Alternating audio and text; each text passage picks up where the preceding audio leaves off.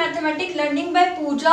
आज मैं आपके लिए क्लास 10th की एनसीईआरटी मैथमेटिक्स की बुक में से चैप्टर नंबर 3 की 3.5 एक्सरसाइज का थर्ड पार्ट लेके आई हूँ। तो चलिए स्टूडेंट करते हैं स्टार्ट। चलिए स्टूडेंट फोर्थ क्वेश्चन का फर्स्ट पार्ट देख लेते हैं। इन क्वेश्चंस में हमें ये बोला गया है कि किसी भी अलजेब्रिक मेथड से हमें इन क्वेश्चन को सोल्व करना है।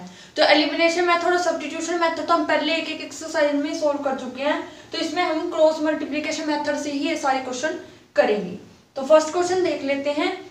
ए part of monthly hostel charges is fixed and the remaining depends on the number of days one has taken food in the mess.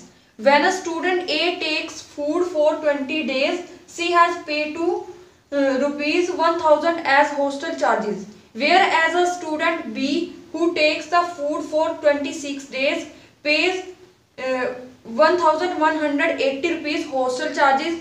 Find the fixed charges and the cost of food per day.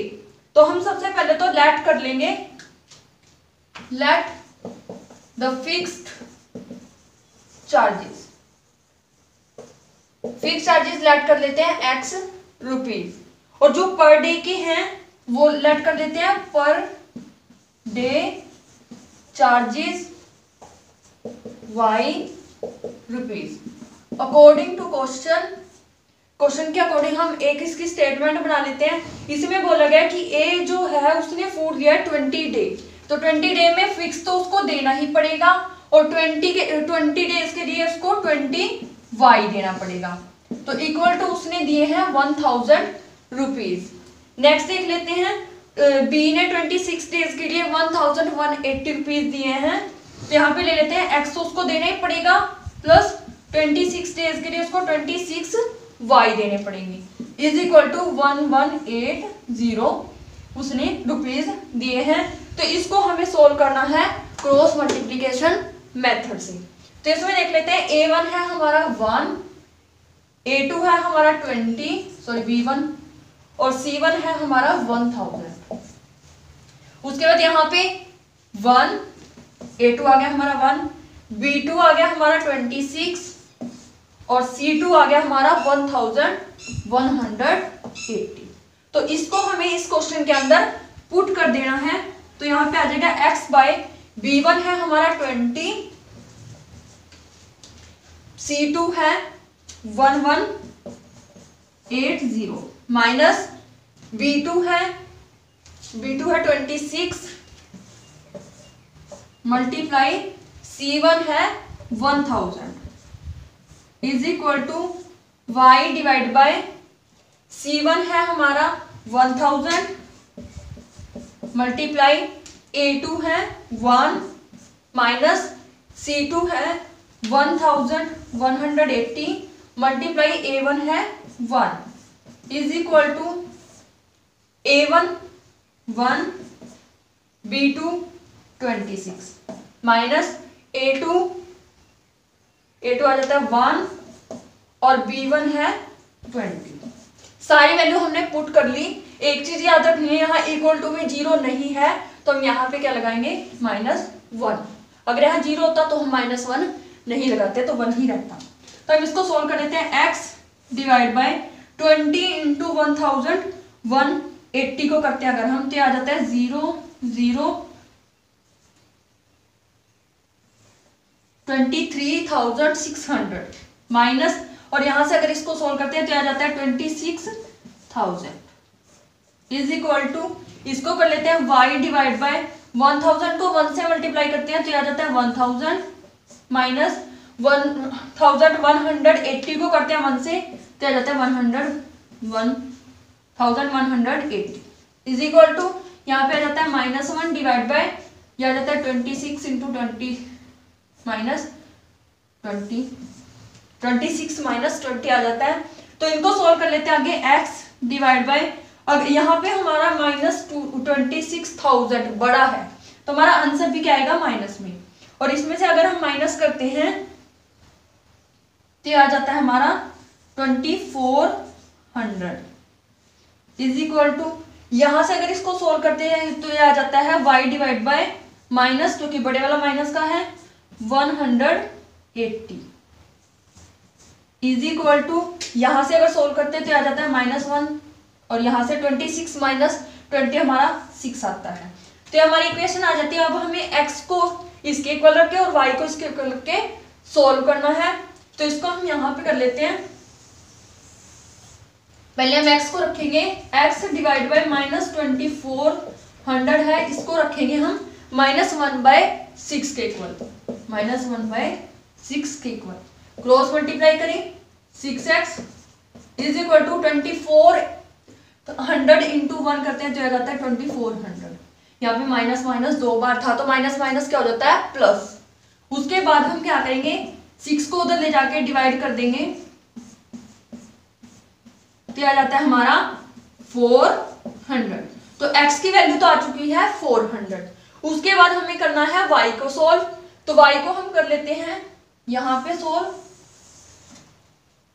y divide by -180 था is equal to -1/6।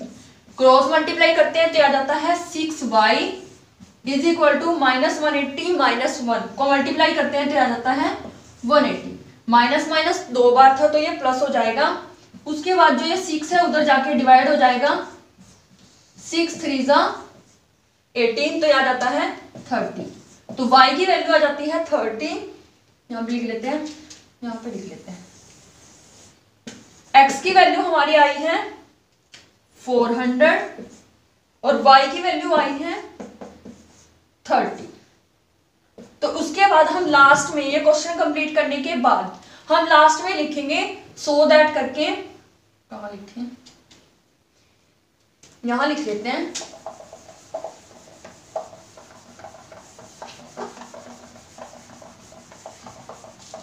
तो हम so that करके यहां लिखेंगे so that the fixed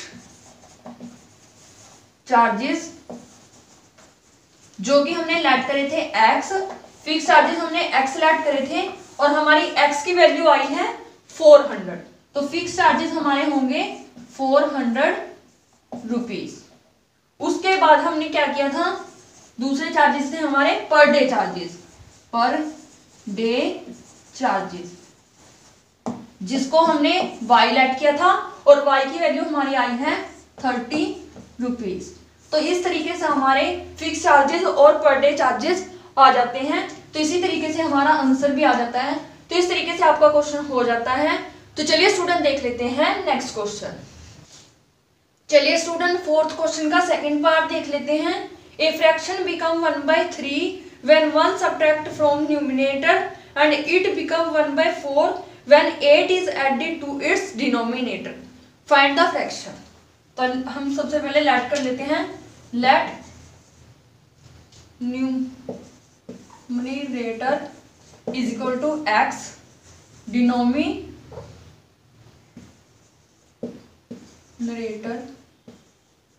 is equal to y। According to question में क्या बोल रहा है, इसमें फ्रैक्शन बनेगी हमारी x बाय y। इसमें क्या बोला, ए fraction become 1/3 when 1 subtract from its numerator. अगर हम न्यूमरेटर से 1 माइनस कर दे तो हमारी फ्रैक्शन बन जाती है 1/3। तो इसको क्रॉस मल्टीप्लाई कर लेते हैं, क्या जाता है 3x minus 3 is equal to y। अगर इसको हम इधर लेके आते हैं तो आ जाता है 3x माइनस y और -3 तो इधर है ही पहले से ही, ये आ जाता है। उसके बाद देख लेते हैं नेक्स्ट, इसमें बोल रहा है and it becomes 1/4 when 8 is added to its denominator. अगर हम इसके डिनोमिनेटर में 8 ऐड कर दें तो ये बन जाती है हमारी 1/4। तो इसकी भी क्रॉस मल्टीप्लाई कर लेते हैं, क्या जाता है 4x is equal to y plus 8। इसको इधर लेके आते हैं तो आ जाता है 4x minus y minus 8 is equal to 0। तो ये हमारी थी फर्स्ट इक्वेशन और ये आई हमारी सेकंड इक्वेशन। तो इसको हमें क्रॉस मल्टीप्लिकेशन मेथड से सोल्व करना है। तो इसको कर लेते हैं। तो इसमें देखते हैं, पहले हम पॉइंट लिख लेते हैं। a1 है हमारा 3, b1 है -1, c1 है -3। आगे देख लेते हैं, A2 है 4, B2 है -1 और C2 है -8। तो इसको हमें इस फॉर्मूला के अंदर पुट करना है, उसके बाद इसको सोल्व करना है। तो एक बार इसको इरेज कर लेते हैं, उसके बाद करते हैं। तो चलिए स्टूडेंट, ये हमारे पास पॉइंट आ चुके हैं, तो इसको इस फॉर्मूले में पुट कर लेते हैं। तो यहाँ पे ले लेते हैं x बाय B1, B1 है -1, C2 है -8, माइनस B2 है -1 और C1 है -3 is equal to y divide by C1 है -3, A2 है 4 माइनस C2 है -8 और A1 है 3 इज इक्वल टू 1 बाय, उसके बाद आ जाता है A1 3, B2 -1 माइनस A2 4 और B1 -1। इसमें हमारे पास इक्वल टू 0 था, इसलिए हम यहाँ पे कोई माइनस नहीं लगाएंगे, इसको ऐसे ही सॉल्व कर लेंगे। तो x divide by minus minus plus हो जाता है, 8 × 8, यहाँ पे माइनस और ये दोनों माइनस, ये और ये दोनों माइनस हमारे प्लस हो जाते हैं, 3 × 3 is equal to y divide by 4 × 3 = 12, एक माइनस है तो माइनस के 12 आएंगे और यहाँ पे minus minus plus, 8 × 3 = 24 is equal to 1 divide by, एक माइनस है तो 3 × 3 माइनस के आएंगे और यहाँ पे भी माइनस माइनस प्लस हो जाता है, 4 × 4। अब इसको हमें सोल्व करना है, तो x डिवाइड बाय 8 - 3 होते हैं 5 is equal to y divide by -12 plus 24, ये होते हैं प्लस के 12 is equal to 1 divide by -3 plus 4 होते हैं प्लस का 1, क्योंकि प्लस वाला बड़ा है। तो यहां से हम पहले x को इक्वल रख लेते हैं 1/1 के, तो x इज इक्वल टू आ जाता है 5। फिर हम y को इक्वल रख लेते हैं 1 के, क्रॉस मल्टीप्लाई किया तो y आ जाता है 12। तो हमारे पास x की वैल्यू आ चुकी है 5, y की वैल्यू आ चुकी है 12। तो हम यहाँ पे लिखेंगे लास्ट में, so that numerator is equal to x था, तो x की वैल्यू आई है 5, डिनोमिनेटर हमारा था y, तो y की वैल्यू आई है 12। उसने पूछा था फ्रैक्शन बताने के लिए, तो फ्रैक्शन हमारी थी x बाय y और x की वैल्यू हमारे पास आई है 5 और y की वैल्यू आई है 12। तो फ्रैक्शन पूछी थी जो कि हमारी आ चुकी है 5/12। ये उसने पूछा था फ्रैक्शन, तो वही हम निकाल चुके हैं। तो इस तरीके से आपका क्वेश्चन हो जाता है। तो चलिए स्टूडेंट देख लेते हैं नेक्स्ट क्वेश्चन। चलिए स्टूडेंट फोर्थ क्वेश्चन का थर्ड पार्ट देख लेते हैं। Yash scored 40 marks in a test, getting 3 marks for each right answer and losing 1 marks for each wrong answer. Had 4 marks been awarded for each correct answer and 2 marks been deducted for each incorrect answer, then yes would have scored 50 marks. How many questions were there in a test? तो हमें सबसे पहले इसमें क्या करना है, let करना है। Let correct answer is equal to x और wrong answer is equal to y। यहाँ पे लिखना है अकॉर्डिंग टू क्वेश्चन। क्वेश्चन के अंदर क्या दिया है, 3 marks for each right answer. Right answer के लिए हमें 3 मार्क्स मिलेंगे, तो इसका मतलब है राइट जो मतलब हमें मार्क्स मिले वो 3x हो गए, 3x, क्योंकि करेक्ट आंसर हमारे मान लो एक आंसर सही है तो उसके लिए 3 मार्क्स मिलेंगे, 2 है तो 6, मतलब 3 से मल्टीप्लाई होते चले जाएंगे। तो वैसे ही करेक्ट आंसर x है तो 3x उसके टोटल मार्क्स हो गए। और रॉन्ग के लिए उसको कट करने पड़ेंगे, कट करना मतलब माइनस करने पड़ेंगे। एक आंसर अगर उसका रॉन्ग है तो 1y, तो उसने जाके लिए हैं 40 मार्क्स। तो ये बन गया हमारी फर्स्ट इक्वेशन। नेक्स्ट देख लेते हैं। उसके बाद उसने बोला 4 marks been awarded for each correct answer. 4 marks उसे करेक्ट आंसर के लिए मिले हैं, तो 4x, और कट कर लिए गए हैं, डिडक्ट कर लिए गए हैं 2 marks for each incorrect answer, तो 2y उसके कट कर लिए गए हैं, तब जाके उसके आए हैं 50 मार्क्स। तो ये हमारी आ जाती है सेकंड इक्वेशन। तो इन दोनों से हमें क्या करना है, इस क्वेश्चन को सोल्व करना है क्रॉस मल्टीप्लिकेशन मेथड से। तो यहाँ पे देख लेते हैं, पहले यहाँ पे पॉइंट्स की वैल्यू पुट कर लेते हैं। a1 आया है हमारा 3, b1 आया है -1, c1 आया है 40। उसके बाद यहां देख लेते हैं, a1 आया है, सॉरी a2 आया है 4, b2 आया है -2, c2 आया है 50। और यहाँ पे हमारे पास इक्वल टू 0 नहीं है, तो हमें यहाँ लेना पड़ेगा माइनस। तो हम इसको पहले पुट कर लेते हैं, x डिवाइड बाय, यहाँ पे है हमारे पास b1 आया है -1, c2 है 50 माइनस b2 है -2 और c1 है 40 इज इक्वल टू y में देख लेते हैं। y में है c1 हमारा है 40, a2 है 4 माइनस c2 है 50, a1 है 3। उसके बाद 1 में देख लेते हैं। अब हमारे पास यहाँ पे इक्वल टू 0 नहीं है, तो हम यहाँ पे माइनस ले लेंगे। a1 है 3, b2 है -2 माइनस a2 है 4 और b1 है -1।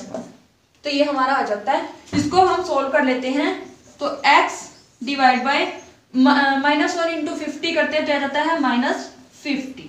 यहाँ पे माइनस माइनस प्लस हो जाता है, 2 इंटू 40 करते हैं तो आ जाता है 80 is equal to y divide by 40 into 4 करते हैं तो आ जाता है 160 माइनस 50 इंटू 3 करते हैं तो आ जाता है 150 is equal to -1 divide by 3 into -2 करते हैं तो आ जाता है -6। यहाँ पे माइनस माइनस प्लस हो जाएंगे, 4 इंटू 1 हमारा होता है 4। अब इसको थोड़ा और सॉल्व कर लेंगे, तो x डिवाइड बाय 80 प्लस का है माइनस का 50 है, तो प्लस माइनस माइनस होंगे तो आ जाता है 30, बड़े वाला प्लस का था इसलिए प्लस का 30 आया है, equal to y divide by 160 minus 150 करते हैं तो आ जाता है 10 प्लस के, क्योंकि बड़ा है प्लस का, इज इक्वल टू यहाँ पे -1 डिवाइड बाय -6 प्लस 4, -6 बड़ा है तो माइनस के 2 आ जाएंगे और यहाँ से माइनस कैंसिल हो जाएगा। उसके बाद हम पहले x को रख लेंगे इसके इक्वल, यहाँ पे रख लेते हैं, तो यहाँ पे रखते हैं x बाय 30 था इज इक्वल टू 1/2, इसके इक्वल रखना है।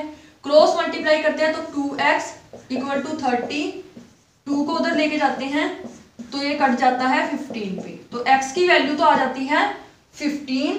उसके बाद हम देखते हैं y को, तो y बाय 10 था इज इक्वल टू 1/2, यहाँ पे y बाय 10 और 1/2 है, तो इसकी भी हम क्रॉस मल्टीप्लाई कर लेते हैं तो यह आ जाता है 2y इज इक्वल टू 10। तो उसके बाद ये जो 2 है उधर जाके डिवाइड हो जाएगा तो आ जाएगा 5। तो यानी कि यहां से हमारे पास क्या आ जाता है, यहाँ पे लिख देते हैं, x की वैल्यू तो आ चुकी है 15 और y की वैल्यू आ चुकी है 5। तो हमें क्या निकालना था, करेक्ट आंसर और रॉन्ग आंसर निकालने थे। तो लास्ट में हम लिख देंगे so that correct answer is equal to x, जो कि करेक्ट आंसर कितने आए हैं 15, और wrong answer is equal to y, जो कि हमारे कितने आए हैं 5। ये चीज सो दैट करके लास्ट में जरूर लिखनी है, इतना जरूर ध्यान रखना है। तो इसके साथ ही आपका क्वेश्चन हो जाता है कंप्लीट। तो इस वीडियो में इतना ही, बाकी के क्वेश्चन हम नेक्स्ट पार्ट में करेंगे। तो हमारी सभी वीडियोस को ध्यान से देखिए, उन्हें लाइक कीजिए, शेयर कीजिए और हमें कमेंट करके बताइए कि आपको हमारी वीडियोस कैसी लगी। साथ ही हमारे चैनल को सब्सक्राइब कीजिए और बेल आइकन को प्रेस जरूर कीजिए, ताकि आने वाली वीडियोस की नोटिफिकेशन आप तक सबसे पहले पहुंचती रहे। Thank you guys.